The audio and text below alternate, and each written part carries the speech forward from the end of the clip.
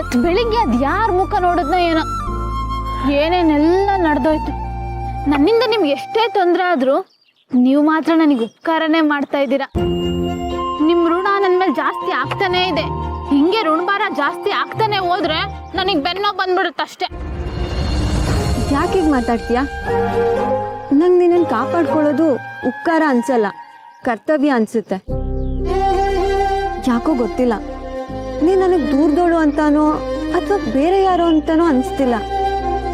ನಾವಿಬ್ರು ಒಂದೇ ತಾಯಿ ಹೊಟ್ಟೆಲಿ ಹುಟ್ಟತಾ ಇರ್ಬೋದು, ಆದರೆ ಈಗಲೂ ನಿನ್ನ ಮಾತುಗಳು, ನಿನ್ನ ನಡೆ ನುಡಿ, ನಿನ್ನ ಗುಣ ಇದೆಲ್ಲ ನೋಡಿದ್ರೆ ನಂಗೆ ನನ್ನ ಸ್ವಂತ ಅಕ್ಕನ ಥರನೇ ಫೀಲ್ ಆಗುತ್ತೆ. ಹಂಗೆ ಅನ್ಕೊಳ್ಳಿ, ನೀವು ನನಗೆ ದೇವ್ರು ಕೊಟ್ಟು ತಂಗಿನೇ. ತಂಗಿ ಪ್ರೀತಿನ ಯಾರಾದ್ರೂ ಬೇಡ ಅನ್ನಕ್ಕಾಗುತ್ತಾ?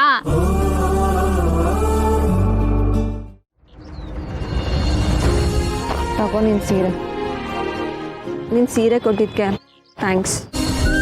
ಸೀರೆ ಕೊಟ್ಟಿದ್ದಕ್ಕೇನೋ ಥ್ಯಾಂಕ್ಸ್ ಹೇಳಿದ್ರಿ, ಆದ್ರೆ ಸೀರೆ ಉಟ್ಕೊಂಡಾಗ ಆಗ್ಬೇಕಾಗಿರೋ ಶುಭ ಕಾರ್ಯ ಎಲ್ಲ ಆಯ್ತಾ? ಶುಭ ಕಾರ್ಯನಾ? ಹಾ, ಮತ್ತೆ ಮದ್ವೆ ಆಗೋದಂದ್ರೆ ಶುಭ ಕಾರ್ಯನಾ? ಮದ್ವೆ ಆಗೋಕೆ 2 ಹೃದಯಗಳು ಒಪ್ಕೊಳ್ಳೋದು ಕೂಡ ಶುಭ ಕಾರ್ಯನೇ. ಏನಂದ ನಿಮ್ ಹುಡ್ಗ? ಏನಿಲ್ಲ ಬಿಡು. ಯಾಕೆ ಹೇಳ್ಬಿಡಿ, ಅದೇಂಗಾಗುತ್ತೆ? ಒಂದು ಹೂ ಅನ್ಬೇಕು, ಇಲ್ಲ ಇಲ್ಲ ಅನ್ಬೇಕು, ಏನು ಇಲ್ವಾ? ಅದೇಂಗ್ ಸಾಧ್ಯ? ಈ ಸೀರೆ ಉಟ್ಕೊಂಡಿದ್ದು ನಿಮ್ ಹುಡ್ಗಗ್ ಇಷ್ಟ ಆಗಿಲ್ವಾ? ಸೀರೆ ಅದೃಷ್ಟನೇ ಚೆನ್ನಾಗಿಲ್ಲ ಅನ್ಸುತ್ತೆ.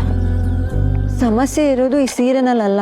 ಅವನಿಗೆ ಈ ಸೀರೆ ಇಷ್ಟ ಆಗಿರ್ಬೋದು, ಆದ್ರೆ ನಾನು ಇಷ್ಟ ಆಗಿಲ್ಲ. ಯಾಕೆ ಹಂಗಂತೀರಾ? ನೀವ್ ಯಾವ್ದ್ರಲ್ಲಿ ಕಮ್ಮಿ? ರೂಪದಲ್ಲಿ, ಗುಣದಲ್ಲಿ, ನಡತೆಯಲ್ಲಿ, ಧೈರ್ಯದಲ್ಲಿ, ಬುದ್ಧಿವಂತಿಕೆಯಲ್ಲಿ ಎಲ್ಲದ್ರಲ್ಲೂ ಅಪ್ಪಟ ಚಿನ್ನನೇ.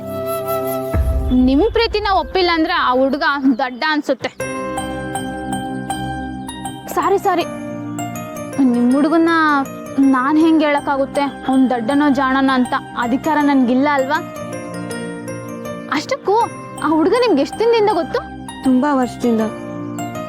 ಓ, ಹಾಗಾದ್ರೆ ಅವರು ಬೇರೆ ಯಾರನ್ನಾದ್ರೂ ಪ್ರೀತಿಸ್ತಿದಾರಾ? ಇಲ್ಲ, ಅವನ ಆ ಥರ ಎಲ್ಲ ಪ್ರೀತಿ ಮಾಡ್ತಿದ್ರೆ ನನ್ನ ಹತ್ರ ಹೇಳ್ಕೊತಿದ್ದ. ಅವನಿಗೆ ಪ್ರೀತಿಗಿಂತ ನನ್ನ ಸ್ನೇಹನೇ ಮುಖ್ಯ ಅಂತೆ. ಹಂಗಾದ್ರೆ ಆಯ್ತಲ್ಲ, ಈ ಸ್ನೇಹನೇ ನಿಮ್ ಪ್ರೀತಿಗೆ ಗಟ್ಟಿಯಾದ ಬುನಾದಿ. ನಿಮ್ಗೆ ಕೊಬ್ಬರಿ ಬೆಲ್ಲ ಗೊತ್ತಾ? ಹೋಗ್ಲಿ, ಕೊಬ್ಬರಿ ಮಿಠಾಯಿ ಗೊತ್ತಾ? ಗೊತ್ತು. ಯಾಕೆ? ಕೊಬ್ಬರಿ ಮಿಠಾಯಿ ಮಾಡಕ್ಕೆ ಕೊಬ್ಬರಿ ಬೇಕು. ಕೊಬ್ಬರಿ ಎಲ್ಲಿಂದ ಬರುತ್ತೆ? ತೆಂಗಿನ ಮರದಲ್ಲಿ ಮೊದಲು ಎಳ್ಳೀರ್ ಬಿಡುತ್ತೆ. ಎಳ್ಳೀರೆಷ್ಟು ರುಚಿ ಅಲ್ವಾ? ಆ ತಿಳಿಗಂಜಿ, ಆಹಾ,